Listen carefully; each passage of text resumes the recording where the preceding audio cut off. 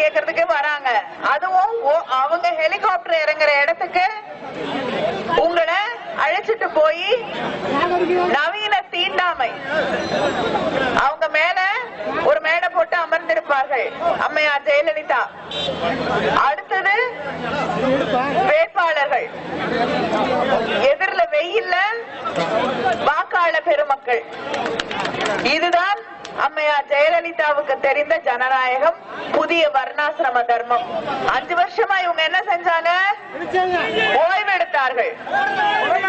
ஒன்னும் செய்யாம ஓய்வெடுத்தார்கள். சிறுதாவூர்ல ஓய்வெடுத்தாங்க, கொடநாட்டுல ஓய்வெடுத்தாங்க, போயஸ் கார்டன்ல ஓய்வெடுத்தாங்க. முதலமைச்சர் கோட்டைக்கு போறதே தலைப்பு செய்தி பத்திரிகையில.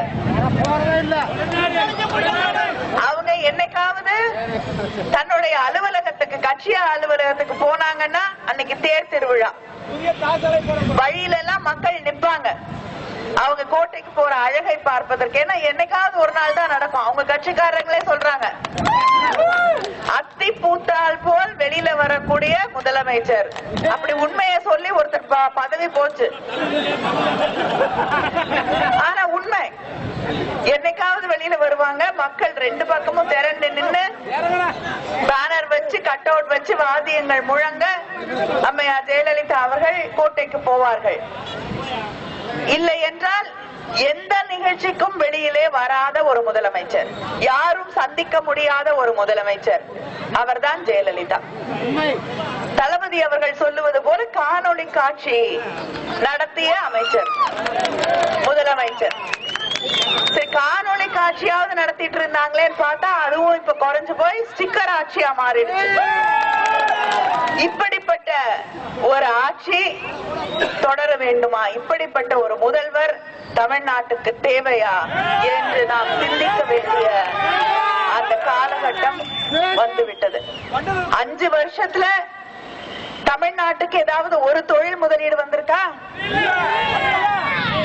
விவசாயிகள் ஏதாவது பயனடைந்திருக்கிறார்களா? ஒரே ஒரு வேலை வாய்ப்பை இந்த ஆட்சி உருவாக்கி தந்திருக்கா?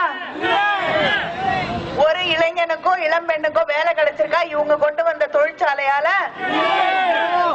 இவங்க ஆட்சி செய்யக்கூடிய லட்சணம் கிட்டத்தட்ட 50,000 கோடிக்கு தமிழ்நாட்டுக்கு வர வேண்டிய முதலீடு வராம நின்னு போயிருக்கு.